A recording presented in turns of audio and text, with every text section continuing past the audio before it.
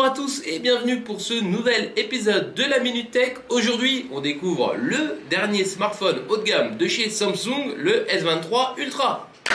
Alors, quelles ont été les améliorations et les nouveautés apportées à ce smartphone haut de gamme? On voit ça tout de suite et on commence avec le design. Et alors, ce design, eh bien, il n'a pas été beaucoup modifié. On garde toujours un aspect premium sur l'ensemble avec à l'arrière du métal poli, donc anti-trace de doigts, ça c'est plutôt sympa.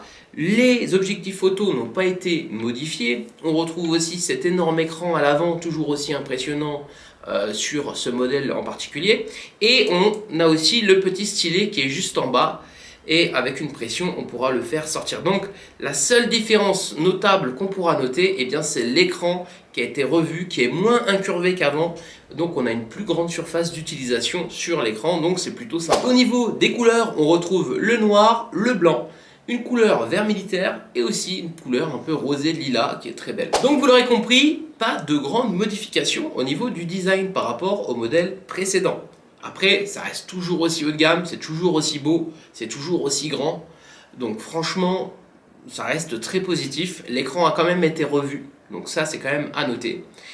Bref, un design premium haut de gamme, donc tout ce qu'il faut. Le design c'est fait, alors on passe tout de suite à l'écran. Alors cet écran en 6,8 pouces Super AMOLED eh bien, est toujours aussi qualitatif, il est énorme, massif. Franchement la qualité est là, après c'est Samsung, hein, donc au niveau des écrans on est toujours bien.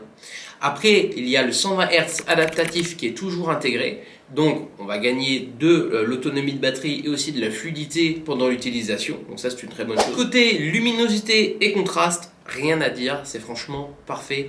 On a une très bonne luminosité en pleine journée, on voit très bien le téléphone. Après au niveau des couleurs, les noirs sont très bien respectés, les couleurs sont vives, sont belles. Après on a toujours cette patte de chez Samsung qui fait un peu des couleurs chaudes que j'aime beaucoup. Donc franchement au niveau de l'écran, rien à dire. Alors pas de grandes modifications, certes, mais qualitatif encore une fois. L'écran est protégé par une glace Gorilla Victus 2, donc plus de sécurité et c'est la nouvelle technologie qui a été implémentée ici. Alors comme on a vu, pas de grande différence au niveau du design et au niveau de l'écran par rapport aux versions précédentes. Alors où est-ce que ce smartphone, ce S23 Ultra va se démarquer? Eh bien ça va être sous le capot, ça va être dans les caractéristiques et on voit ça maintenant. Voilà, donc côté performance, grosse évolution. On a l'arrivée du dernier processeur de chez Qualcomm, le Snapdragon 8 génération 2. Donc qu'est-ce que ça veut dire? Eh bien ça veut dire beaucoup plus de puissance pour le téléphone. Avant, sur la version précédente, c'était un processeur Exynos qui n'était pas le plus puissant du marché. Maintenant, ça y est, Samsung a rajouté le Snapdragon qui est le meilleur processeur actuel du marché dans sa version finale. Donc très bonne nouvelle pour tout ce qui est gaming. Très bonne nouvelle pour tout ce qui est applications qui consomment de la ressource. Donc, écoutez, ça fait très plaisir. On a 12 Go de RAM en plus qui viennent soutenir ce processeur sur la version 512. Attention, parce que la version 256 sera en 8 Go. Pour le stockage, on a du 256 Go, du 512 et du 1 Tera. Donc on a une grosse mémoire, pas de carte SD, mais assez de mémoire pour quand même garder toutes les photos et les vidéos de nos anciens téléphones. Le smartphone est 5G, il est IP68, résistant à l'eau. On a aussi le stylet qui est caractéristique de la gamme des notes, qui est présent évidemment. Et le smartphone, il a une grosse batterie. Alors 5000 mAh au niveau de l'autonomie, ça fait une bonne autonomie de bonne journée, même plus que ça. On a une charge rapide en 45 watts.